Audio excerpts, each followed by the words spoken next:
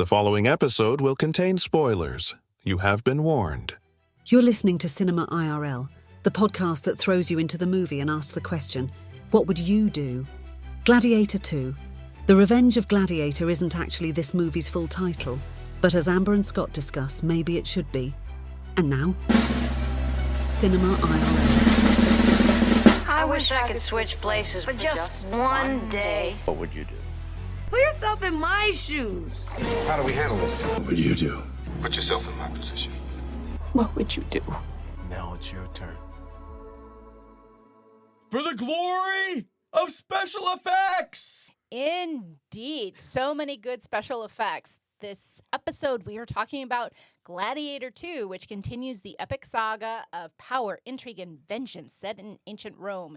Years after witnessing the death of the revered hero Maximus at the hands of his uncle, Lucius is forced to enter the Colosseum after his home is conquered by the tyrannical emperors who now lead Rome with an iron fist. With rage in his heart and the future of the empire at stake, Lucius must look to his past to find strength and honor to return the glory of Rome to its people. I'm exhausted.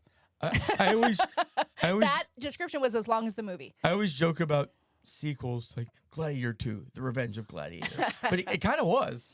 Yeah, it was. And I was debating whether or not to refresh my memory and watch the original Gladiator film with Russell Crowe.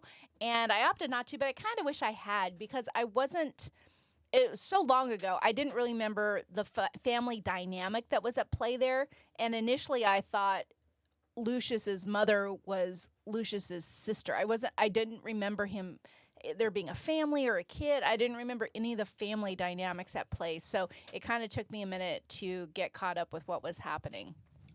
Yeah, it's been a minute since I've seen it as well, but I think they did a good enough job of kind of seamlessly transitioning you into, like, even if you didn't know much about the first one, like, this movie could still stand on its own just fine. For sure. And they did have a couple ever so brief flashbacks as well, which was very nostalgic. And this film, like you talked about the special effects. Yeah, we had special effect rhinos and special effect rabid, crazy monkey girl. Dude, those are some effed up monkeys. Yeah. And obviously troops of soldiers and ships and whatnot. And the one thing, when this started off with all the folks on land seeing the ships approach, ready to conquer their land, I just thought about, wow. I mean, this isn't fantasy. This is how life used to be. Yeah, I mean, it really is. I mean, like, no empire was necessarily safe long term. Yeah, absolutely. And to think that once upon a time, you were really hurling, big balls of flames to try and sink ships, and people were hurling stabby pieces of metal in each other and arrows through their chests. That's how the world was. And boy, you look at us today and we have smartphones and stadium seating and theaters and people go to the moon, and it doesn't even seem like the same world, but it is. But yeah, here if we're putting metal through someone's chest, it's just a smaller piece, and it goes all the way through the chest. Bang, bang. Oh, yeah. So this film has a couple of interesting elements to it, but I think everything in this film obviously is rooted in power. People who want to have power and control and live an opulent life better than the peasants, and sadly that they get into power saying, oh, we have the common good in mind. We're going to, make this a better place for everyone. And then they get a taste of the power and OMG, do things change. Yeah, absolute power corrupts absolutely. Absolutely. And the two emperors here, they were twin brothers and equally ridiculous and self-indulged. They were kind of how people make fun of some generations of folks today, just so self-indulgent and pampered and ridiculous. Yeah, they needed better upbringing. Yeah, they were definitely grown men, spoiled brats for sure. And I want blood. I want blood. I want blood. Give me more blood. And so obviously the main character here is captured in that initial blood fight, brought back, and thrown into a situation where he is a slaver, he is a gladiator, and he can fight, so he is a gladiator and trying to win his freedom when he stumbles onto his mom who gave him up when he was young, basically said, everyone's going to kill you, go off, and hide from the world and stay safe and stay alive. Good job, bro. Yeah, so he is put in this situation to fight and fight again, and ultimately it ends with him rising to power. And I don't know, what have you ever pictured yourself as a emperor or a king or a prince? I mean, today or Every day? yeah, pretty much. Daily? I mean, you do have that crown and throne, that robe. Oh yeah. I mean, you think that was an accident? So Get me my jester. you are the jester. Damn it. So what would you do if you were captured, thrown in a cage, shipped across the sea, and taken somewhere to have to fight for your life on a regular basis? What would you do, Scott? Me? Yeah, you. I would spend a lot of time pondering my life choices and how I ended up in that situation. Well, but that's the thing, is so many people did. You know, there were wars, and if you ended up on the losing end of the war, you were property, essentially, and branded and at the will of whoever had conquered your land. I mean, if this is 200 AD, then Well, it was 200. yeah, 200 AD. So I guess I'm going over to a foreign land and I'm gonna Fight for your life? do stuff till I'm dead. I mean that's Do stuff like play Scrabble and stuff? well, probably not Scrabble.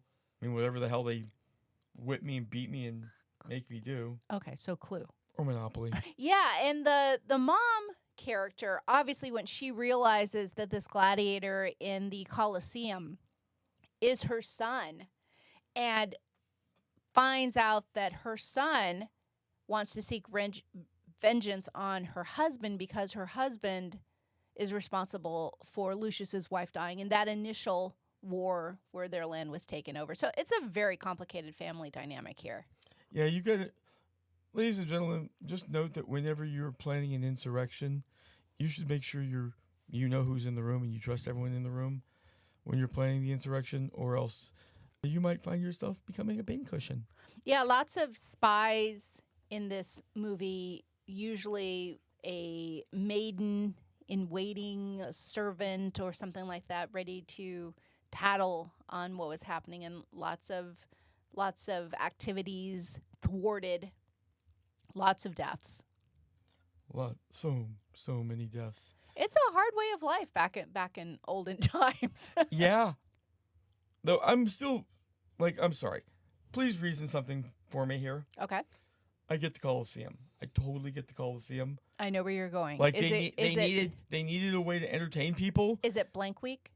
Is that where you're going? Oh, yeah, Blank obviously. Week? I even can figure out maybe how they're able to fill the Colosseum with water. Where the fuck they get the sharks?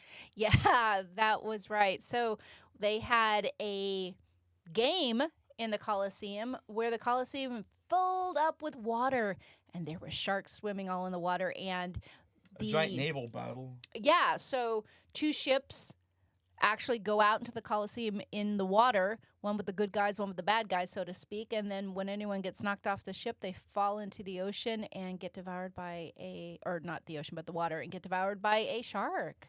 Yeah.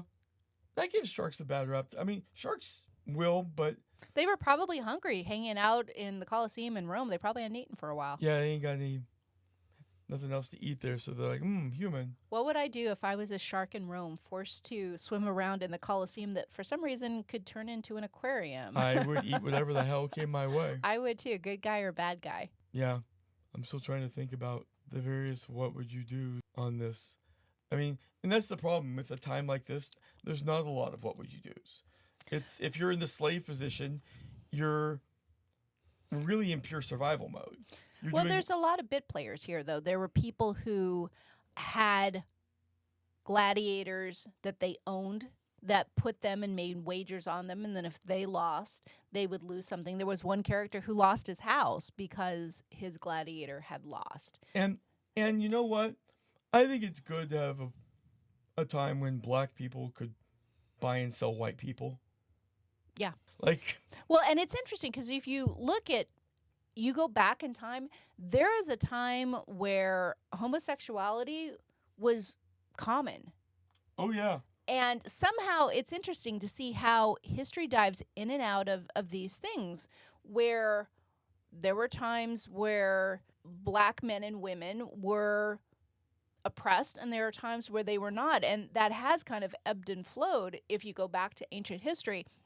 And also if you look at homosexuals, and there are many times during the Roman Empire where homosexuals, they were freely expressing what they wanted to do, and how over time then we went to a position where we oppressed that and said it wasn't okay. Yes, baby. Christianity. So, I mean, really, yeah. it really was the rise of Christianity that actually caused a lot of that. Yeah.